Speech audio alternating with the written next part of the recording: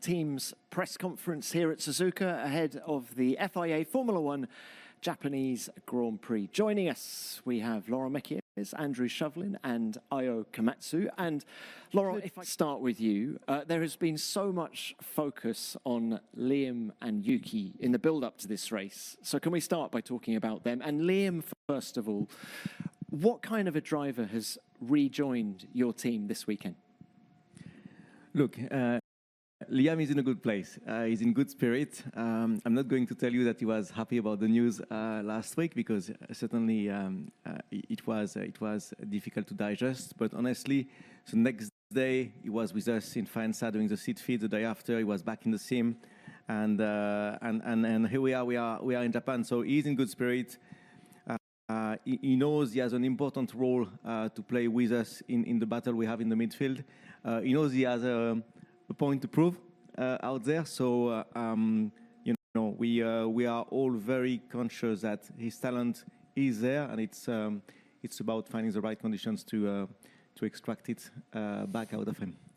You say he has a point to prove. You know what he's capable of. You've worked with him for more than 12 months. Were you surprised by his two outings with Red Bull this year? I think we were all surprised. Of course, I think nobody was expecting that he would be back of the grid for these two races. You know, it was certainly a very tricky set of circumstances. But to tell you that any of us would have anticipated that would be a lie. So that being said, with high confidence, we think that his talent did not disappear, and we start back this adventure that where we left it last year. Can we quickly talk about Yuki as well? Because you've told us many times how good he is. Do you think he's ready for this promotion to Red Bull Racing? Yes, for sure he's ready. As you said, we had these questions here many times in the past, and we kept repeating that Yuki has made an incredible step last year compared to his previous seasons, and we really felt that if he was going to make another step in 2025, we would be talking about very serious level, and that's exactly what he has done. So credit to him. He also had the bad news at the end of last season. He went to Japan, he came back, very strong spirit. As soon as he joined us back in Faenza and in Milton Keynes in January, he worked extremely hard. The spirit was there. The attentions to all the details was there, and when he jumped in the car in Bahrain, he showed pretty much straight away to us that he had made another step. All right, look, final one from me. Let's bring it on to your car now. You've had a very fast racing car so far this year. What is capable, do you think, this weekend at Suzuka? It's we take nothing for granted. So the car was fast in Melbourne and in China, which is a good sign. But equally, the pack is very tight. Behind the first four top teams, between P5 and P10 at the Constructor Championship, it's extremely tight. So we think we will be in that fight again this weekend. Whether we have enough to lead the pack, at least as we did in qualifying in Melbourne and in Shanghai, it's too early to say. So we take it step by step. We have to fight our way up to that midfield every race we can, and let's see where it takes us. In this very moment, we are lacking to transform this space into points. So we are trying to get a smooth weekend. All right, Laurent, thanks for that. More questions for you later, I'm sure. Andrew, if we could come to you now. Encouraging start for Racing Bulls this year, also for Mercedes. Just how encouraged are you? Well, it's been a lot calmer than the last few years, mainly because the car is what we intended it to be. It hasn't really got the vices that we've had in a couple of previous years, and that's down to doing good work over the winter, good work last year to try and understand the problems. And so far, we haven't seen many circuits, but it's worked well over the ones that we have, and through a range of conditions. So yeah, it's good. There's clearly a gap to McLaren that we need to chip away at, but that looks more like just a normal development race that we need to get stuck into, rather than trying to get on top of any of these sort of handling vices that we've had. As you say, a sample of two so far this year. When we go back to Japan last year, it wasn't such an easy race for the team. Do you see Suzuka this weekend as a bit of a litmus test for the team? I mean, I wouldn't say it's, this is a litmus test in that sense. In some ways, I think Bahrain will be more interesting because there you've got a rear overheating circuit, and that was one of the things we'd really struggled with. It's another circuit. From P1, the car looks to be working okay, but you'd also say that McLaren look like the ones to beat. But weekend started okay, and we'll see how it goes over the next few sessions. Andrew, can we talk about drivers? Toto has been full of praise for George Russell after the last outing in China. In what areas do you see that he's stepped up this year? Certainly, within the team, he's very calm. He seems very confident.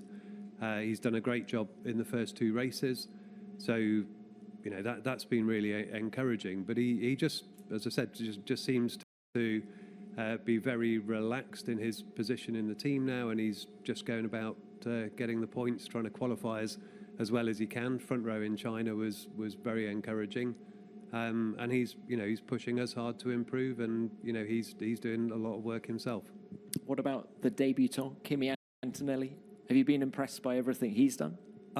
Yeah, I mean, we did a lot of work with the old cars with Kimi, trying to get him used to driving a Formula One car, and we were trying to do that in a relatively short space of time.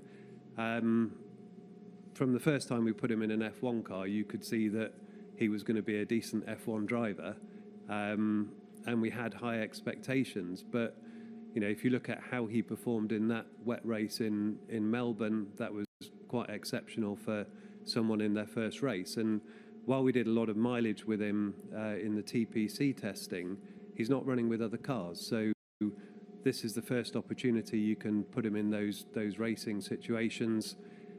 He was unlucky that he had damage to his car in Melbourne quali, unlucky that he had damage on lap one in the race in China.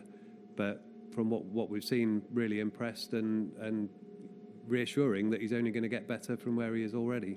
Great. Andrew, thank you. Thank you for that. Ayo, thank you for waiting. Let's come on to you. We've been talking about drivers, so why don't we continue that theme? Ollie Behrman, first of all, how impressed were you with the way he bounced back after the disappointment of Melbourne? No, very impressed, but that's already we knew. So we knew he was capable of that. So it's more that Melbourne was a bit of a surprise to us. But then we just believe in his ability, and we had a decent conversation in Melbourne, and also before we started running in Shanghai, we basically said, look, you got the talent, you got everything you need to perform. You just got to do every single lap we plan to do this weekend, which is exactly what he's done. He chipped away on every single step and then learned every single run. And then the performance on Sunday was amazing. So, yeah, again, but that's all we know, And then Kimi at Andrew's place, he's got a lot more potential and growth to offer. So really enjoy working with him. Okay, and what about Esteban Ocon? Only a sample of two races. What do you feel he's bringing to the team? Really, again, his work ethic. We know he's quick. He's a proven quality. He's a race winner, podium finisher, scored so many points. But he's still very young, and then he's very, very determined for more success in Formula One. And then he's someone that we can grow together. And then especially like when we have a car problem like we had in Melbourne, to have a driver like that fully integrated into the team, driving the engineers, and then doesn't matter how much time he needs to spend with the engineers. He's really eager to improve it together. That makes a huge difference for the team. So that's what I expected, and that's exactly what we are seeing. So very pleased about that. What about the performance of the car? It has been a bit of a roller coaster season for the team. How do you explain that? Oh, yeah, I think some other top teams already had this issue previous years, but we are managing it okay. Last year, we thought we had a good process and the metric to make sure we don't go into that kind of issue. But then this year, again, we didn't see in Bahrain. It's just purely because of type of corners. We saw the snippets of it, but we didn't understand the severity of it. But as soon as we started running in Melbourne, it was pretty apparent. So, but then good thing was then everybody accepted, right, we've got a big issue we need to solve, then got on with it, trying to understand where we started, diverging from, let's say, making sure we don't go into that kind of problem. And then we wanted to bring something here. So, yeah, that was a big issue, still a big issue. I wouldn't say we solved it. Here this morning in FP1, we didn't see that issue, but it's not to say we solved it. So still a long road ahead. Okay, Ayao, thank you for that. Let's now open this to the floor. Name and publication. Who's first, please? Yep, Luke. Luke Smith from The Athletic. Andrew, to follow up on Tom's question about George, obviously this year he's the experienced driver in the team. Have you seen any change in terms of his approach? Now he's sort of team leader, I guess, after Lewis has left, or is it more just a case of building on what you've seen through his last few years? It's inevitably going to change where you've got an experienced driver like George and then a rookie like Kimi. So those two are working together. George is trying to give him the benefit of his experience. I would say that George has stepped up into that role, being the team's most experienced driver now. We always knew he was quick, but as I said, in his own approach, he has brought a confidence and a calmness this year that's working very well for us. You look at that race in Melbourne, George was communicating really well with us as to what the weather was doing and what he was feeling in the car, and we were using a lot of that information to just really copy the strategy onto Kimi's side, because for Kimi a lot of it was new. But yeah, really, really pleasing to see how the two of them are working together, and as I said, how George has stepped up into that role. Thanks, Andrew. All right, Johnny. Yeah. John over from the race. To Laurent, it's pretty clear the car's been very quick this year, but I think Yuki said after the last race you've wasted a lot of points with the strategy calls in Australia and China. What analysis have you done into kind of what I'm wanting? Are there common themes between the two, and have you changed anything kind of for this weekend in the approach or how decisions are made? Yeah, at first, yes, we have certainly accepted that we made two critical mistakes in two races, so it's hurting. But we learned the hard way, and yes, it has forced us to review our process, to review our decision-making chain in this sort of situations, and of course, you do the hard analysis and you make sure you have an action plan that comes out of it, and we have made changes to our process going into these races. It doesn't mean that we will improve from one end to the other in one go, but certainly, especially with the car competitiveness being where it is and the level of competitions being where it is, we are certainly putting a large focus on trying to pick up also in these areas. Thank you, Laurent. Next, yep.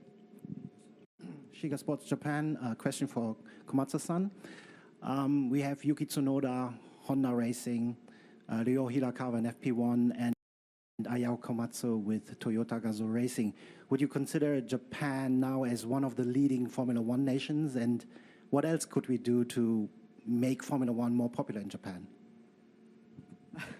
Difficult question. I don't know if we are the leading nation, but certainly after a bit of a dip in popularity of Formula One in Japan, I think the interest definitely coming back. And again, what Yuki is doing this year or last year, like Laurent said, he made a massive step that was visible to everyone. And then for him to, for a Japanese driver to drive one of the top teams, is never happened before, right? So that's a really huge story, and that's really gaining momentum. Again, Hirakawa, very good driver, getting out in with Alpine FP1. All these things helps. And then also, I think this actually doing this F1 race in springtime here, that's helping as well. So I think it's not just one thing. Again, I've heard an event in Tokyo was very, very successful. So all those bits and pieces count. And then I can only see a positive signs. So yeah, really exciting time. Thank you, Ayao. Next one, yes. Yeah, Joel with the Japan Times. This is for Laurent. You mentioned Yuki, being ready for the Red Bull seat. I'm just wondering what kind of growth you've seen in him from a maturity standpoint. We often think that the drivers only grow precisely from a maturity standpoint, in their calmness and in their analysis. But I think in Yuki's case, we have seen him making steps 360 degrees. You know, we have seen him being more calm, being more mature, improving massively his technical feedback. Really quite an incredible steps across the last 12 months. And this convert into speed. So as a result, the natural speed, when he gets into the car, is higher straight away. And when you combine all that, well, you turn a young driver into a team leader. And that's really the role he was taking into the team, certainly from the start of the season. So I think it was a very impressive example of improvement at 360 degrees. And as we know, it never comes with for free or with no effort. No? So you can sense how much effort and concentration he has been putting into that. Laurent, quick one from me. You talk about a 360-degree improvement. Talking in the car, what is the most impressive thing you've seen Yuki do? You know, he's able to turn up to a race weekend and from the first lap of FP1 to the last lap of the race doing just a purely faultless weekend. And of course, we are not fast enough for that to be visible to most of you guys, but we have seen him executing weekends or full qualifications or races, you know, under serious pressure. You know, take Melbourne, you know, he put the car in P5 there on the dry. I think it's his best qualifying ever. You take the sprint race in China, he finished P6 with huge pressure from faster cars behind him, didn't put a foot wrong. So, you know, what you see outside of the car is certainly turning up into very tangible improvements when he's driving the car. Thank you for that. Next one. Yes, Adam. Adam Cooper, one question for Laurent. Going back to the end of last year, how much input, how much feedback did you give in terms of the driver decision-making process? Did you personally think Liam was ready for promotion after 11 races, given that Christian calls it the hardest job in Formula One? Did you have some sort of concerns that maybe it was too much too soon? So it's an interesting one, you know, as a team, as Visa Cash App Racing Bulls, no? Our first objective is competitiveness. Our second objective is to grow the young talents for the Red Bull family. So our job is to get to the end of the year, or sooner in some cases, and to put on the tables one or two drivers which hopefully are of interest for our big brother. And to answer your questions, in the case of last seasons, we felt that was the case with both drivers. And that's what we presented to Christian, to Helmut, and to the wider Red Bull family, to, you know, two drivers that are, according to us, able to step up into the bigger team. And then, of course, the rest of the decision is completely up to them. Okay, thank you. Yes, another question, yeah. Question for Ayao Komatsu-san, Haas Global, Suzuka Sports Japan. I can see so many your fans in Japan, especially, and there is so many, probably the young generation who would like to be engineers